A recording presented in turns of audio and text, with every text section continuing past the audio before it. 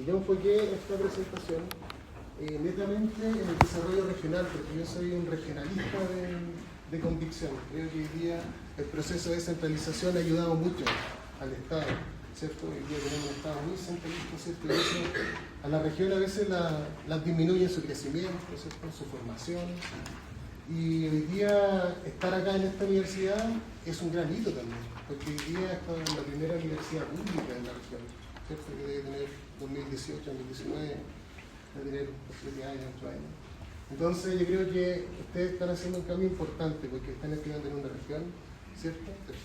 En una universidad estatal, y ojalá que puedan desarrollar su ámbito laboral en la región, porque yo creo que se van a dar cuenta que hay mucha brecha. Cuando uno dice, pucha, quizás sus convicciones cuando entraron en esta carrera, liderazgo, ser líder en un servicio público, en una administración pública, en un rol del Estado. Pero lo que yo les voy a mostrar es un poco la realidad a veces que hay en la región, y que a veces cuesta hacer esos cambios. Y cuesta hacer el cambio porque a veces la normativa, ¿cierto? La burocracia involucra muchas trabas, ¿cierto? Para poder lograr a veces un desarrollo. Si me acompaña ahí, vamos a quedar a la mitad. Les voy a compartir la presentación, está todo tiene su fuente, tiene sus links de todas las partes donde saqué la data. Y bueno, 4 temas vamos a ver: la administración pública como pilar fundamental del Estado, el engranaje social para el desarrollo regional, midiendo la sociedad, pero a través de los datos, que hoy día me convoca mi rol, y el Estado, ¿cierto?, por el sistema de alta dirección pública, porque eso también es parte de la modernización del Estado, ¿ya? Entonces, mi cargo actual, yo estoy en esta nueva etapa, ¿cierto?, del sistema de ingreso a la alta dirección pública, ¿ya? Que eso lo vamos a explicar un poquito más. Y ahí, bueno, don Cristian también me hizo leer, ¿cierto?, porque me hizo leer la misma cita que para preparar esta presentación, para no andar tan alejado. Usted no se logra ver muy bien, pero bueno, yo creo que hay 2 miradas del Estado, que es como el Estado evidente y el Estado incógnito. ¿Qué quiere decir el Estado evidente? Donde se ven las instituciones, las jerarquías, ¿cierto? Nosotros somos una institución de Estado, ¿cierto?, presidencial, ministerio, ¿cierto? Y tiene una estructura súper gráfica, ¿cierto? Pero en otros países no se da una forma así el desarrollo del manejo de la administración pública, ¿ya? Entonces, lo que quise mirar yo es cómo Chile hoy día se para, ¿cierto?, en esta mirada de la administración pública. Y de ahí lo que define el autor, ¿cierto?, que es, según Guerrero, dice que la administración es como un ancla, ¿cierto?, donde toma pilares fundamentales de distintas lógicas. En esa línea, hoy día nos convoca una estructura de Estado donde tenemos 25 ministerios, tenemos 162 servicios públicos, tenemos 346 municipalidades, ¿cierto?, incluyendo la Antártida, ¿cierto?, las formales son 345. Pero también aparece una nueva estructura, y que es el proceso de descentralización, que no se ve muy bien, pero que son los gobiernos regionales, ¿ya? Y los gobiernos regionales vienen a hacer un cambio también, ¿cierto?, a través de una normativa que está publicada por ley, ¿cierto?, que son los organismos encargados de la administración superior de cada una de las 16 regiones del país, ¿ya? Y el objetivo es promover el desarrollo social, cultural y económico. Y a lo largo de mi carrera, mi primer trabajo fue en el INE, estuve muchos años, casi 12 años, y en un momento dije, quería ser director del INE. Yo siendo cartógrafo, entonces dije, ¿qué tengo que hacer? Lo primero que tengo que hacer es hacer un magíster, ¿cierto?, en gerencia política pública. Tengo que salir de la institución. Para mirar cómo está mi institución de afuera, ¿cierto? Y tuve la posibilidad y busqué la posibilidad, de verdad que la busqué, de trabajar en el gobierno regional.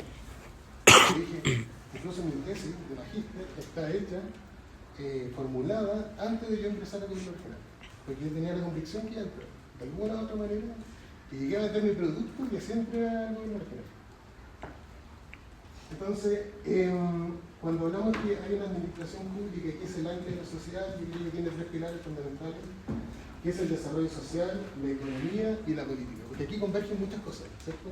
Y hoy día la política es un rol muy importante, porque, por ejemplo, yo, director del INE, dependo del Ministerio de Economía, ¿cierto? ¿Cuál? Del Ministerio de Economía, ¿ya? Entonces, ¿qué es lo que pasa? Mi periodo incluso mi periodo normal son 3 años, me pueden renovar 3 años más y puedo estar hasta 9 años, ¿no? Puedo tener 2 procesos de renovación. Pero mi cargo y la institución traspasan los gobiernos, porque es una institución de Estado. ¿Ya? Nosotros somos los que formulamos las estadísticas oficiales del país. Entonces, bajo esa lógica, tenemos que convivir con la política. Porque yo no puedo hacer un análisis y una inferencia de los datos. Yo genero los datos, los publicamos como INE, y es el usuario el que lo interpreta, porque los datos se pueden interpretar de distintas maneras, ¿cierto? Esa es la gran no sé si puede ser debilidad o puede ser una gran ventaja de los datos, ¿ya? Que depende del usuario, lo puede interpretar. Usted ve la noticia hoy día y cada uno puede interpretar los indicadores económicos desde su perspectiva o desde su prisma. Entonces, hoy día tenemos que convivir y la administración pública convive con estos 3 ejes, ¿ya? De acuerdo a la experiencia. Entonces, el Estado y el gobierno existen y persisten en buena medida y gracia de la administración pública porque es el ancla que nos mantiene en su lugar, ¿cierto? Porque la administración pública está interactuando con estos 3 pilares fundamentales, ¿no? En esa lógica, ¿cómo funciona como un engranaje social, yo creo, de la administración pública en el desarrollo regional específicamente? Yo creo que aquí hay como 3 conceptos que se alcanzan a ver. La identificación de los problemas locales, la colaboración y el diálogo, y los suministros de evidencia para la acción. Cuando uno habla de estos 3 conceptos, que uno puede, ahí lo podemos ver, van directamente al acuerdo del desarrollo local. Porque yo lo primero que tengo que hacer es identificar los problemas del territorio, ¿cierto? Pero para identificar los problemas del territorio tengo que conversar con el territorio, ¿ya? Y lo que pasa es que las políticas públicas no nacen de los territorios, nacen de una manera centralizada, ¿cierto? Porque es una lógica para mantener el Estado. Pero a veces esas políticas públicas no calzan en el territorio. Sobre todo, por ejemplo, si lo llevamos a nuestra región, tenemos 3 provincias súper distintas. Tenemos Cachapual, tenemos Colchagua y tenemos Cardenal Caro. Pero ambas tienen características territoriales geográficas que las hacen ser muy diferentes. Algunas con muchas brechas y otras con muchas ventajas por sobre la otra. Entonces, en esa lógica, creo que es importante ver cómo uno va aportando desde la administración pública, desde los servicios públicos, desde los roles del Estado, en este proceso, ¿cierto?, de crecimiento. Y ahí les voy a comentar, era el año 2019 más o menos, en ese momento todavía no estaban los gobiernos regionales, sino que se llamaba intendencia. Entonces, era un intendente que era designado por el presidente de la República en su momento, ¿ya?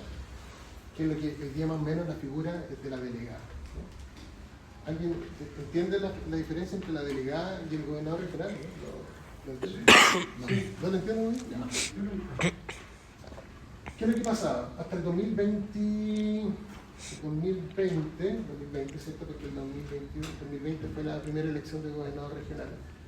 Antes del 2020, la estructura del Estado, el presidente designaba a una persona que se llamaba intendente o intendenta, que era el representante del presidente o la presidenta en la región, ¿ya?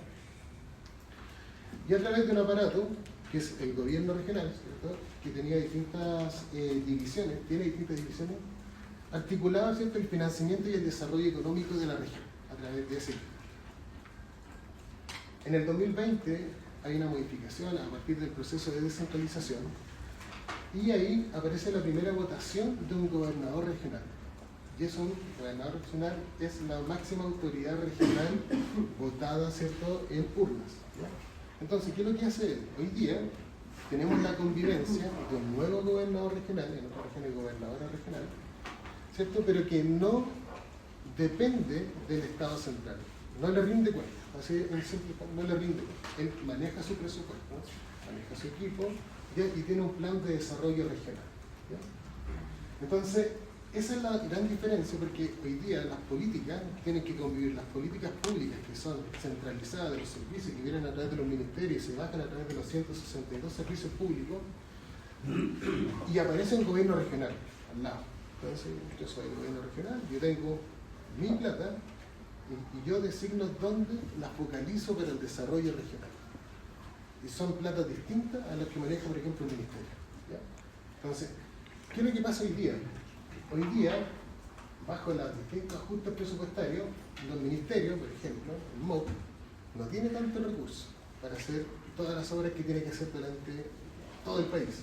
Entonces, va al gobierno regional y dice, ¿sabe qué? Nosotros nos gustaría presentar un nuevo proyecto que podría mejorar, ¿cierto?, el desarrollo del territorio regional. Pero el gobernador regional, junto con su consejo, que son los coros, que son el consejo, el cuerpo colegiado, ¿cierto?, que también son votados. En la última elección de gobernador, ustedes votaron por gobernador, votaron por core, votaron por alcalde. O sea, eran como 5 votos, me imagino, parece que si mal no recuerdo. Pero esa es una estructura de un cuerpo colegiado donde el gobernador presenta iniciativas y el consejo, igual como los consejos municipales, pero este es de la región, ¿cierto?, votan si acaso están a favor o no de las distintas iniciativas de crecimiento de inversión en el ámbito regional. Entonces ya se empieza a complicar un poco el Estado, porque hoy día tenemos una estructura presidencial, ministerial, ¿cierto?, y a través de todos los servicios, y también tenemos los gobiernos regionales que son autónomos, ¿ya? Son autónomos en su desarrollo. O sea, el gobernador no le pide permiso al presidente de la República para hacer una inversión que él quiere focalizar, sino que él lo trabaja con su consejo regional. Pero presupuestariamente ellos están dentro del presupuesto de la nación. Ellos tienen un presupuesto asignado que también no han tenido nada. O sea, en el último presupuesto también tuvieron un arrastre por el ajuste, ¿cierto?, estatal que se hizo en el ámbito del presupuesto. Pero ellos ya disponen de un presupuesto, porque está por ley, está por ley. Entonces, bajo esa lógica ya aparece una nueva convivencia, ¿cierto? Y si nos vamos más abajo, están los municipios, que los municipios también son órganos autónomos, ¿cierto? Porque solamente, bueno, la Contraloría los fiscaliza, ¿cierto? Tiene su consejo municipal que fiscaliza también la obra, ¿cierto? Van validando las distintas iniciativas, pero ellos también manejan un desarrollo local interno que tampoco le tienen permiso a nadie. Hoy día, ¿cuál es el gran problema? Que hoy día el gran fondo de financiamiento de los municipios es el Fondo Único Municipal, ¿cierto? Fondo Común Municipal. Entonces, estamos viendo, tenemos el Estado, tenemos los gobiernos regionales, tenemos los municipios. Entonces, estamos viendo que hay distintas administraciones. Por eso cuando hablábamos de la economía, ¿cierto?, porque hay inversión, hay inversión territorial, está la política, ¿cierto?, porque hoy día el gobernador, por ejemplo, tiene que cumplir con los 33 alcaldesas y alcaldes de la región, ¿cierto? Y está trabajando y me imagino que su consejo lo valida, que se trabaje en las 33 comunes de la región, ¿no? Y volviendo un poquito a 2019, yo estaba en el INE todavía, estaba a cargo de la unidad de infraestructura, a cargo de geógrafos, analistas, geoespaciales, y nos piden participar en una mesa de la intendencia. Perfecto. Y tomamos un rol súper importante porque nosotros, como INE, en ese momento nos dejaron a cargo cómo poder definir el plan de rezago que iba a ser desde 2020 al 2027 en la región de O'Higgins. Entonces, cuando yo llegué y tuve la oportunidad de participar y liderar esa mesa, dije, acá lo primero que tenemos que hacer es tomar la evidencia por datos. Empecemos a buscar todos los datos que hay de la región para hacer un gran análisis, porque cuando uno piensa que es súper común que las decisiones se tomen en base a evidencia, no es común. Hoy día a veces una tendencia o una ideología política puede tomar una decisión de alguna política, ¿ya? Pero a veces incluso que los datos no estén diciendo lo mismo, ¿ya? Entonces, para nosotros como institución era raro pensar que se focalizara un plan de rezago. ¿Qué quiere decir el plan de rezago? Definir cuáles son las comunas que tienen un mayor rezago, valga la redundancia, ¿cierto?, mayor alejamiento, tienen un índice de pobreza, ¿cierto?, con alto índice de pobreza, y que no tengan poca conexión. Entonces, lo que propusimos nosotros, hacer un modelo que está también en el link, ahí lo pueden ver, pero es un modelo que trabajó con 43 variables de la región: pobreza, conectividad, educación, infraestructura. Entonces, diseñamos una metodología, ¿cierto?, que tenía que ver con un panel de expertos, después con una valorización con un criterio de escala Likert con las 43 variables, y se definieron las 7 comunas más vulnerables de la región y que tenían un problema de rezago. Entonces, tan importante fue esto, que fue un trabajo que lo lideró la Subdere, y en el libro que lo van a ver, que está publicado, y esa definición metodológica, después hizo un plan de inversión. Y ese plan de inversión hasta el día de hoy está vigente, porque está hasta el 2027. ¿No? Entonces, fue nuestro primer acercamiento, y en particular, cuando yo empiezo a relacionarme con los servicios, y digo, oye, hay más información de lo que nosotros generamos, que son los censos, que son el empleo, que es el IPC, y son distintos trabajos hoy día que hacemos análisis de variables sociodemográficas, y dije, oye, pero hay mucha información, y quizás no conversamos. Yo no sabía que había un índice, no sé, en la Secretaría de Medio Ambiente, en la Secretaría de Salud. Entonces empezamos a convivir y a comunicarnos. Y créanme que eso cuesta mucho, porque cada uno hace el trabajo como uno quiere. Hoy día el gran problema que tenemos es que no tenemos estandarizado, por ejemplo, base de datos de distintos servicios públicos en una base única. O sea, imagínense, el INE define lo que es urbano y lo que es rural después de un censo por distintas componentes, pero esas componentes que están orientadas, ¿cierto?, con distintos organismos internacionales como la CELAD, la CEPAL, pero por otro lado no convivimos con la estructura, por ejemplo, de la ley orgánica de organismo de construcción del MIM, que define lo urbano y rural. Entonces, para nosotros, por ejemplo, hoy día de las 33 comunas, la comuna de Pumanque es 100% rural, porque su población es menor de 1000, su centro urbano no alcanza a tener los 1000 personas de habitantes, y más del 50% trabaja en actividades primarias. Entonces, cuando vemos ese tipo de análisis, tenemos que convivir con conceptos distintos, con estructuras distintas y con formas de trabajar súper distintas. ¿Podría autorizarme poder grabarle la voz? Sí, sí. ¿Sí? ¿No hay problemática? No, ningún problema. Ya, gracias. Mi trabajo es público, sí. Todo público. No tengo ningún problema. ¿No va a ser con fines? Sí, no hay problema.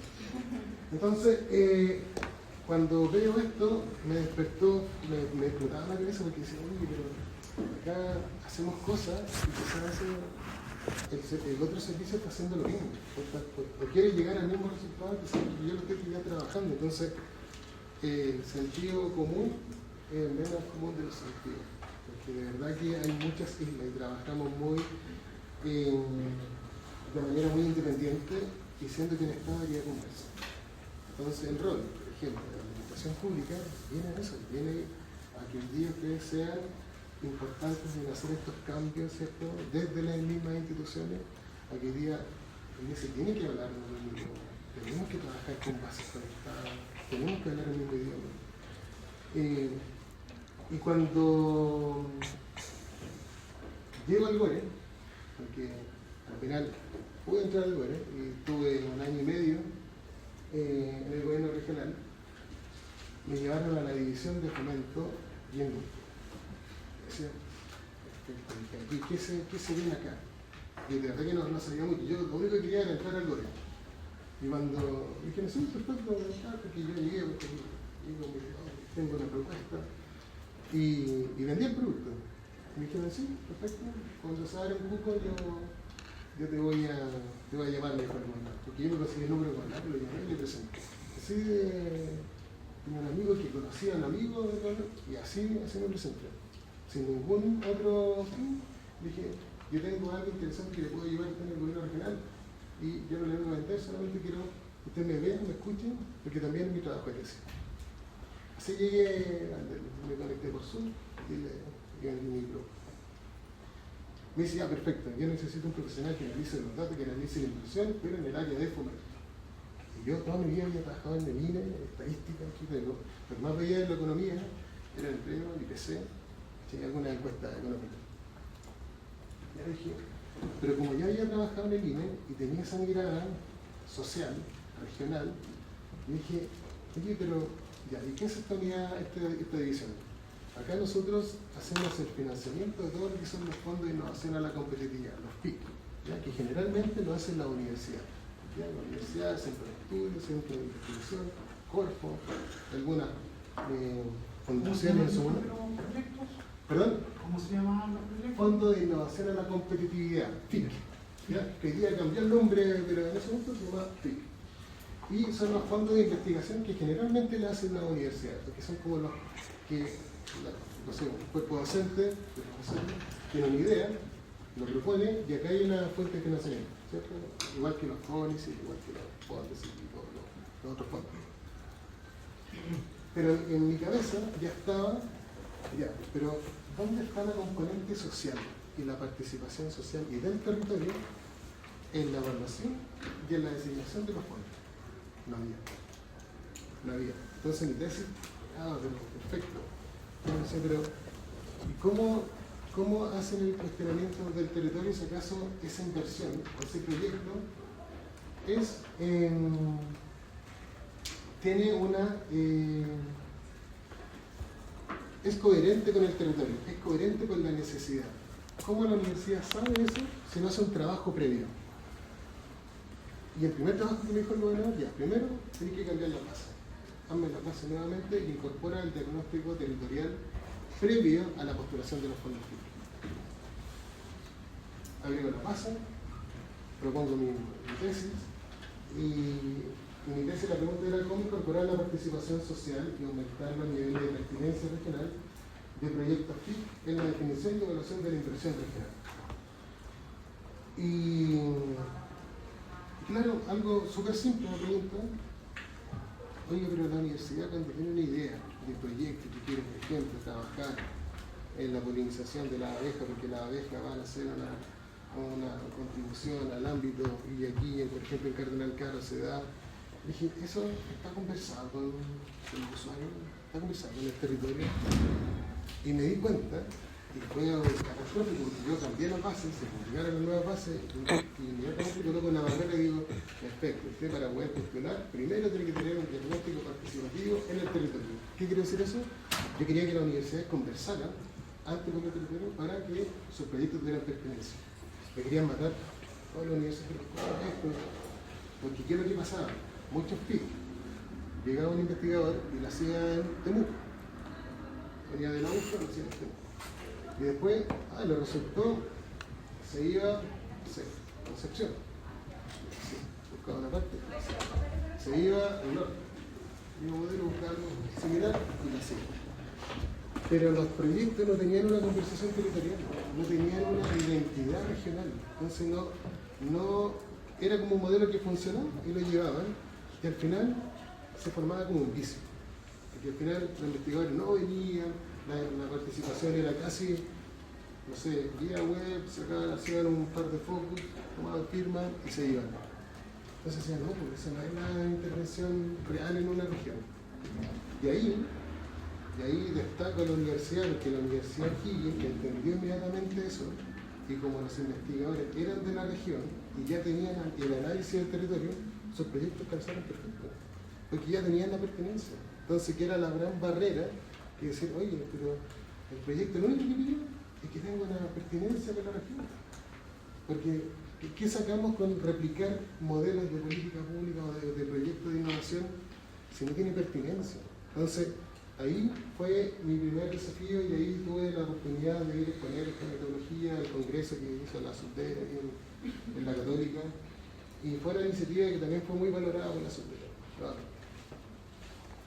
Y ahí hablamos de la participación, ¿cierto?, la representatividad social, ¿cierto?, que hoy día cómo los datos desde el territorio, ¿cierto?, porque hoy día las modalidades hablan de que las políticas públicas tienen que nacer del territorio, ¿cierto?, para después los administradores públicos, ¿cierto?, el Estado, los servicios generen esta instancia de desarrollo, ¿cierto?, regional. De ahí, midiendo la sociedad del Estado, pero a través de los datos, que realmente hoy día lo que hacemos, hoy día hay una necesidad social de los grupos por reconocerse a sí mismos, ¿cierto?, que se van afectando, ordenando. Me imagino que ustedes mismos se van acomodando con sus amigos, los que tienen una tendencia, ¿cierto?, similar, ciertos gustos similares, y así se van caracterizando los territorios, la sociedad, ¿cierto?, y así en definitiva. Y hoy día, para mí, los censos son importantes. Ahí tengo el librito, ese lo traje y lo regalo a Cristian, no sabía que había otro profesor, pero después lo va a regalar el mismo libro que es de la historia de los censos, cómo Chile se ha formado a través de la historia de los censos. tenemos un primer registro ahí arriba, la iglesia hacía los primeros registros, ¿cierto?, de los feligreses, ¿cierto?, cuando anotaban el nombre, cuando iban a misa, y el aporte que se hace. Son los primeros registros, ¿cierto? Después vienen los registros, ¿cierto?, de los niños, de las personas capacitadas para la guerra, ¿cierto? Entonces, vamos viendo que se van conformando puntos concretos y aparece en un momento la institucionalidad del INE, ¿cierto? Porque había que tener una oficina de estadística y de censo, ¿cierto? Porque era importante saber cuántos somos, cómo éramos y dónde vivíamos, cómo lo relacionábamos. Y por eso los censos son tan importantes. Ahí aparece una reliquia que tengo, es de 1930, tiene casi 100 años esta publicación del INE, y ahí habla de los resultados. Pero así trabajábamos, así venía la publicación, el tabulado, ¿cierto? Aparece la región, las comunas. Entonces, así trabajábamos nosotros, así publicábamos los resultados. Era lo que había, pero era de verdad metodológicamente lo que hoy día tenía que ser. La Argentina de estadística tenía que trabajar en base a eso.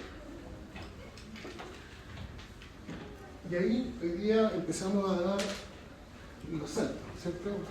Y aparece nuevamente la Universidad de O'Higgins, porque la Universidad de O'Higgins fue la encargada de hacer la estrategia regional de desarrollo, ¿ya?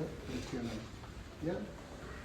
Y el INE aparece ahí, ¿cierto? Porque dentro de la metodología que propone el equipo de la estrategia regional, dice, lo primero que tenemos que hacer es tener un mapa objetivo.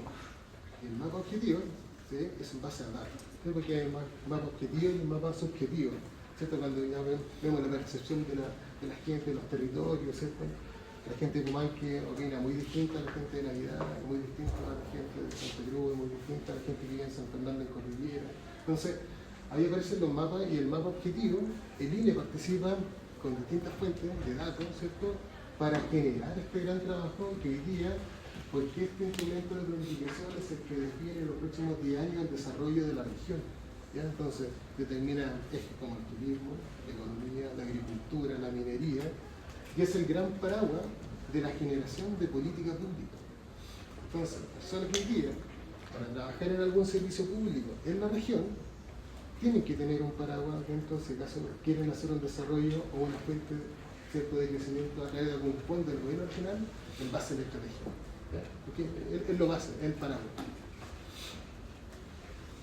Y hoy día pasamos a estos libritos, hoy día a mirar datos así. Hoy día este es nuestro tipo de publicaciones que nosotros hacemos en el INE. Aquí estamos un clic. Yo me acuerdo cuando estaba en el colegio tenía que hacer las pirámides poblacionales. Yo tenía que empezar a buscar los tabulados y empezar a diseñar las barras a mano, ¿cierto? Hoy día uno selecciona la región, selecciona la comuna, y aparecen todos estos datos inmediatamente al instante. Entonces hoy día también nos ponemos en sintonía en la rapidez de ocupar los datos, ¿cierto? Porque ya no puedo decir, ¿sabes?, que vaya a buscar a la biblioteca, que nosotros tenemos una publicación, y ahí empiezo a buscar los tabulados. No, hoy día no se hace. Acá hay procesados millones de datos, ¿cierto?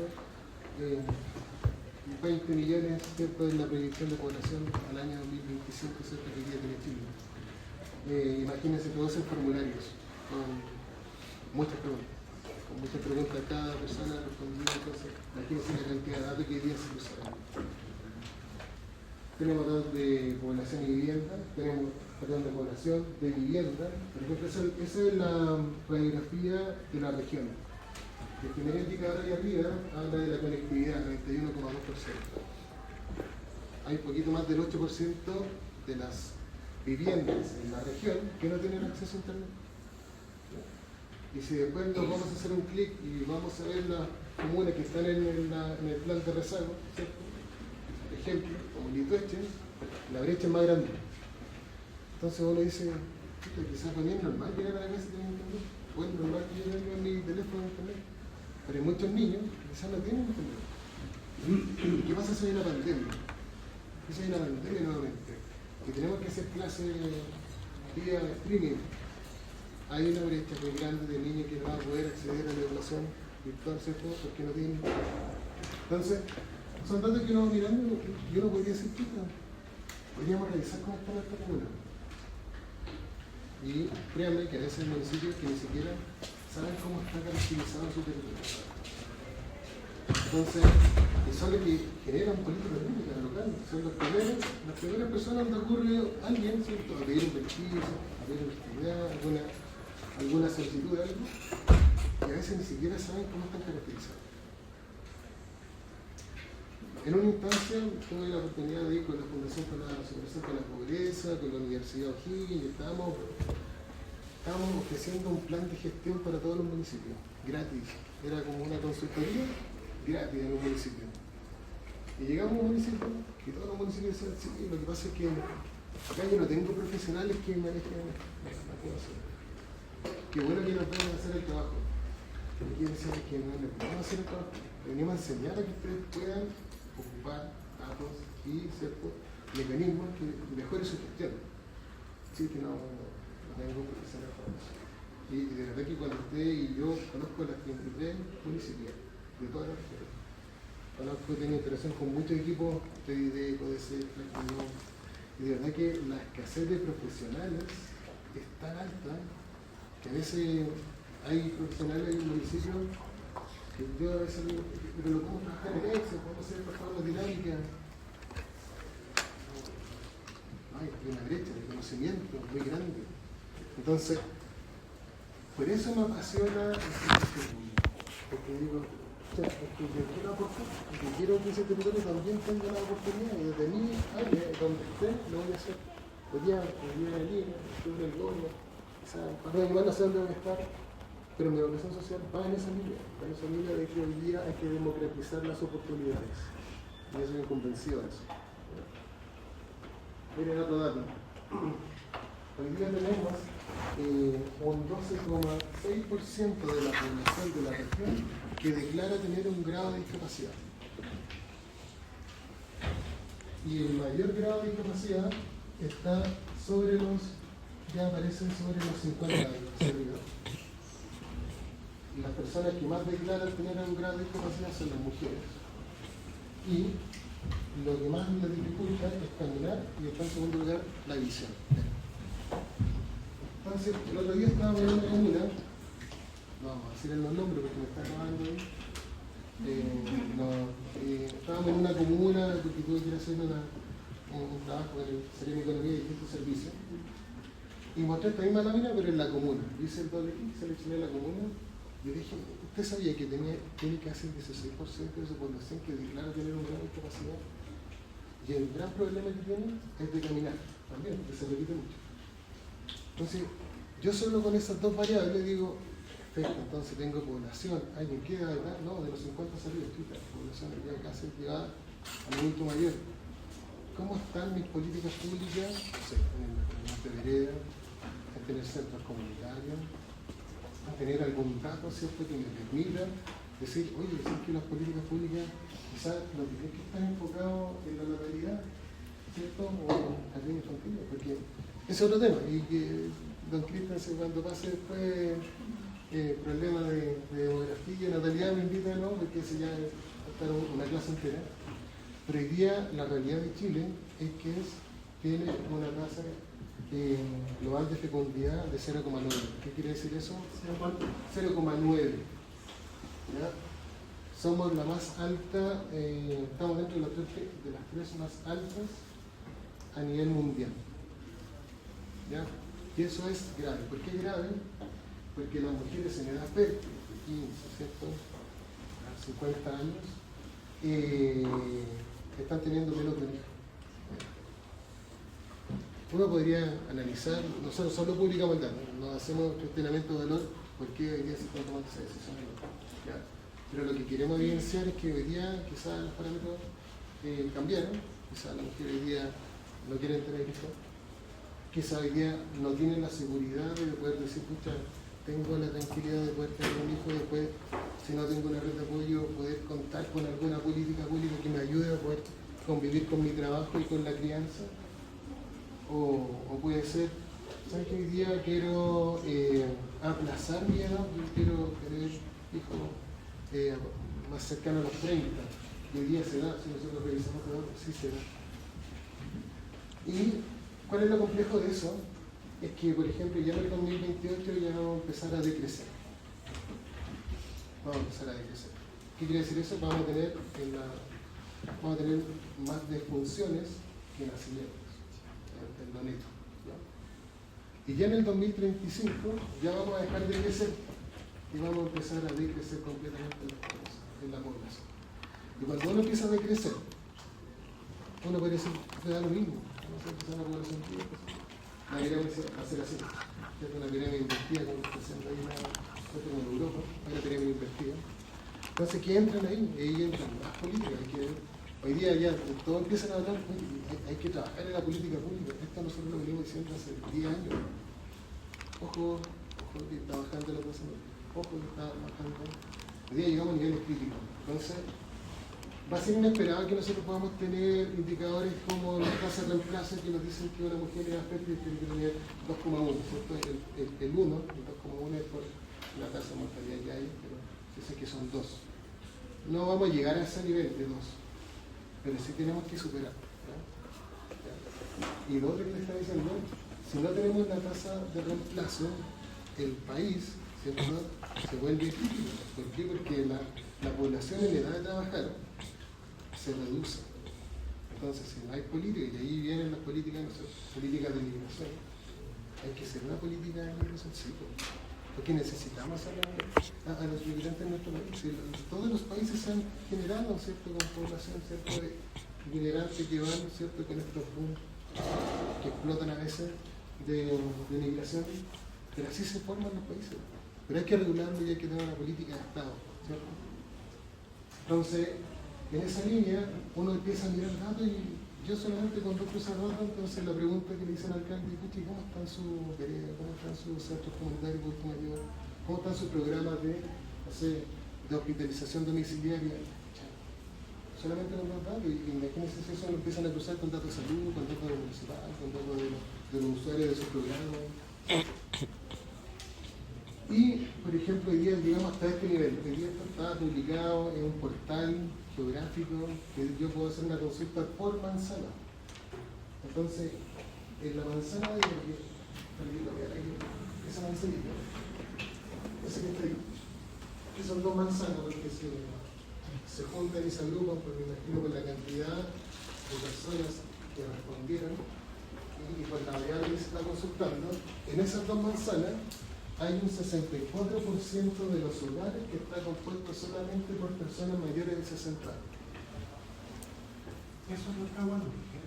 Eso es Recreo con República. Recreo, República, esas 2 manzanas, aquí hay una alta concentración, más del 60% de la composición de los hogares en esa manzana son personas exclusivamente mayores de 60 años. Entonces, cuando vemos ese análisis, cuando uno dice, oye, tengo programas municipales de atención de salud domiciliaria, si yo hago un análisis solamente por los hogares adultos mayores, ya podría identificar dónde tengo que ir a focalizarlo. Y no tengo que publicar el programa en mi página web esperando que los usuarios se ingresen, sino que yo tengo que hacer el cambio de paradigma e ir a buscar a través de los datos. Eso es lo que yo comento día a día cuando voy con el alcalde. ¿Por qué no ocupa datos? Mejor que hacer sus políticas públicas. Mucho más eficiente, mucho más rápido. ¿Ya? Todo ese nivel tenemos más de 180 variables por manzana. ¿Ya? Entonces, imagínense que estamos a un clic, porque este es un servidor que está ingreso. Es público. Es público, está online, porque detrás de eso hay un sistema de información geográfica que son cosas que hoy día trabajamos mucho en el INE. Y por eso yo, cartógrafo, ingresé al INE. Porque yo ingresé al departamento de geografía trabajando en sistema de información geográfica para publicar datos estadísticos. Ahí está mi vínculo. Ahí por eso yo un cartógrafo, hoy día director regional del INE, con más de 14 años en la institución, porque así llegué al INE. Yo dije, uy, están requiriendo cartógrafo en el INE, postulé. Hice mi práctica y postulé y quedé. Y nunca más me fui. Y porque me gusta, porque cuando uno llega al INE empieza a ver que aporta de distintas formas a distintas políticas sociales distintas. Hoy día estoy en el rol directivo, ¿ya? Pero creo que el INE, los datos, el servicio público, los administradores, ustedes en su formación, pueden hacer mucho, tomando datos, tomando información, trabajando con el eje estratégico, la política, la economía, ¿cierto? El desarrollo social. Y para ir ya cerrando, les comentaba que yo soy un directivo que fue elegido por un sistema de alta dirección pública. ¿Ya? Entonces, ¿qué es lo que hace la Dirección Nacional de Servicio Civil? ¿Cierto? Tiene un sistema de alta dirección pública. ¿Y qué es lo que dice? Es promover la excelencia y la diversidad, lo voy a leer porque eso no es mío, es de la dirección. En gestión, desarrollo de personas del Estado, aumentando la participación de mujeres y otros grupos subrepresentados de la población. ¿Por qué? Porque también el servicio civil empezó a definir hoy en día, tal servicio, las instituciones del Estado tienen que tener una cuota de mujer, porque hoy día a veces eran cargos que no estaban, no se designaron, porque muchas cosas antes del 2003 era una designación de confianza política. ¿Ya? Por ejemplo, los directores de servicios o distintos cargos eran designados por una componente política. ¿Ya? Entonces, ahí, creo que dice que hay una opacidad de los criterios de selección, alta rotación, claro, porque no trascendían los procesos electorales, salía algo y se iba inmediatamente porque era un cargo de confianza política. ¿Ya? Y, claro, porque ellos determinaban que la confianza política determinaba un foco de lealtad. Pero cuando un administrador público, un servidor público, una persona que trabaja en el Estado, uno trabaja por el Estado, uno trabaja por un bien común, por un desarrollo territorial, por un desarrollo regional. Hoy día cambian las convicciones, y qué bueno que hayan cambiado en ese línea. Entonces yo soy parte de este liderazgo moderno, como se denomina, y que viene un concurso público y transparente, porque todo se publica. Mi concurso duró 3 meses. Me entrevistaron 4 empresas de reclutamiento, pasé por psicólogos, competencias técnicas, me midieron. Pero conozco bien la institución, y yo postulé que voy a ganar, no sé, así de convencido, porque yo estaba en el GORE, había llegado recién al GORE, llevaba 1 año o 2, y aparece el concurso de director regional de INEGI. Tuve que ir de nuevo a hablar con el gobernador se lo escuché. Yo le agradezco que me dé la oportunidad, pues yo voy a postular. No, yo voy a llamar porque no quiero que te vayas, no, porque yo voy a postular porque siempre soñé ser director regional, y no por un tema de ego, sino que por un tema de que quiero convencer también a mis equipos que pueden hacer cambios. Y hoy día, en mi gestión, que ya en octubre cumplen los 3 años, los primeros 3 años, esperando si me renuevan o no, así que, pero creo que sí, estoy convencido, porque lo mío es por indicador, etc. Pero hoy día el INE también es un rol muy técnico. ¿Ya? O sea, a veces está haciendo un poco más otros servicios como Sendatur, ciertos COS, como que son, tienen una intervención mucho más. Una consulta, ¿su cargo cuando ya cumplen los 3 años se renueva automáticamente? No. ¿O tiene que ir a concurso? No, el director me puede renovar, o sea, se salta de todo el concurso. Pero el director Cuando dice, va a concurso por la primera vez, ustedes quedan en una terna y la terna igual finalmente la cortan políticamente. es que la terna la define el director nacional. Ya. Con una. El director nacional define eso y se lo comunica al presidente de la República. Porque en mi nivel jerárquico yo soy el segundo nivel jerárquico. El primer nivel jerárquico es el director nacional y después vienen los directores y directoras regionales. Y en ese proceso, claro, uno puede decir, igual al final se puede decidir o no. Pero antes, sí, a Dios, sí.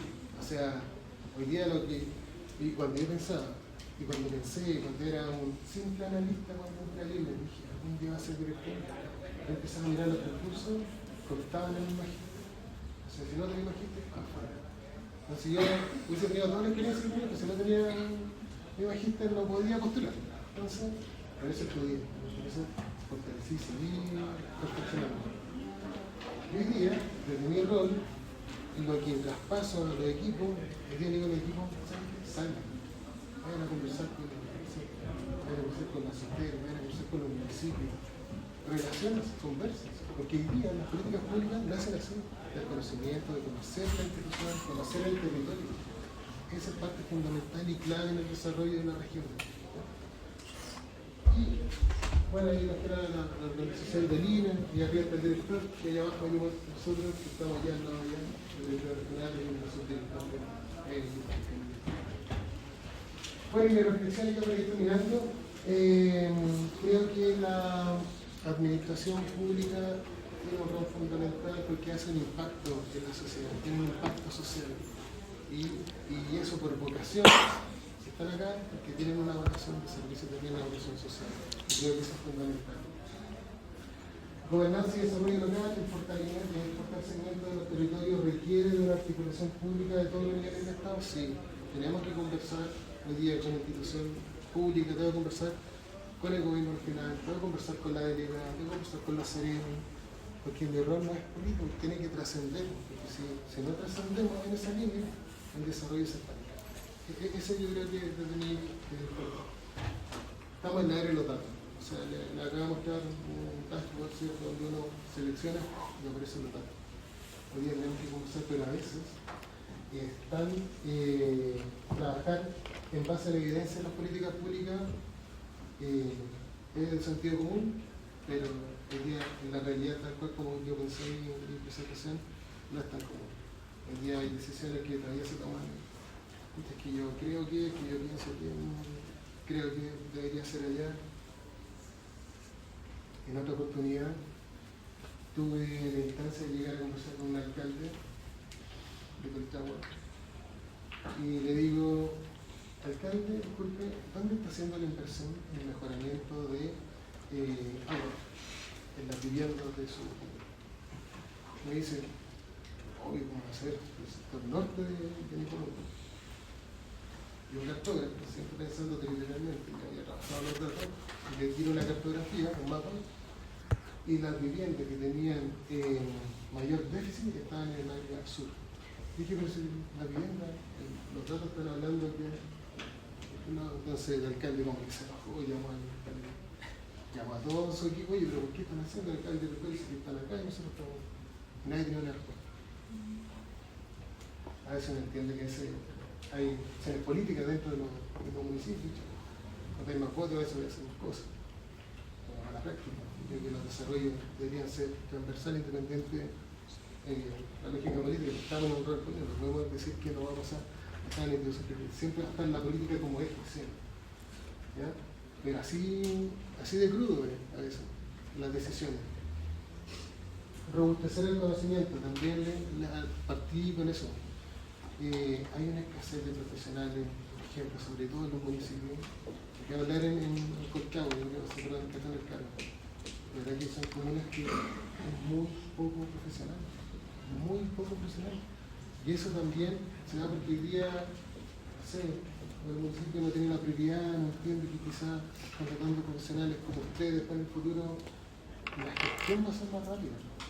O sea, cuando uno llega a un municipio a hablar de un mapa de proceso, un diagrama de proceso, a ver, dígame, a ver si yo ingreso acá, ¿cuánto yo tengo que hacer esta tarea? ¿Cuánto se demora? ¿Qué la tiene que hacer? ¿Bajo qué responsabilidad está? ¿Qué tiene que cumplir? Eso que a veces se lo van a enseñar, me imagino, después en algún ramo de una administración, no se lleva a la práctica, no lo llevan a la práctica. Entonces digo, ¿cómo maneja la gestión? ¿Cómo maneja la gestión? Entonces, ahí hay que robustecer el conocimiento y ojalá que varios y muchas de ustedes puedan trabajar en la red, porque van a ser un aporte, porque hay una brecha muy grande. Por el cabo, claro, tiene la profesional, acá está todo. Pero uno ya se va alejando un poco y ya empieza a ver cómo lo distinto. Todavía no manejan cada una persona, no sé, Videco y Seclas, manejan planilla Excel que no están conectadas, cada uno le coloca el nombre que quiera. Entonces, imagínense el dolor de cabeza que tiene que tener el alcalde cuando dicen, necesito la cuenta pública, a ver, su división Videco, ¿cuántos proyectos ha hecho? ¿Cuántas intervenciones? ¿Cuántos usuarios? Revisando, archivos. Entonces, cuando uno piensa así, uno dice, escucha, y eso no encontramos, Así de crudo es que nos encontramos con ese tipo de cosas. Entonces, qué bueno que estudien esta carrera, qué bueno que estudien en una universidad regional y ojalá puedan participar, ¿cierto?, activamente en alguna institución del Estado, pero en las regiones, porque de verdad sería un aporte muy grande, ¿no? Y la gestión pública, el trabajo multidisciplinario que uno tiene que empezar a trabajar con. O sea, en el INE hay geógrafos, geomensores, estadísticos, ingenieros comerciales, administradores públicos. Entonces, vemos que hoy día ser multidisciplinario sí es el foco. Hoy día sí tenemos que conversar con nuestros colegas que nos vamos a encontrar a futuro en la arquitectura social. Porque ahí está la política pública. Y para hacer política pública hay que trabajar en conjunto. Eso es mi presentación.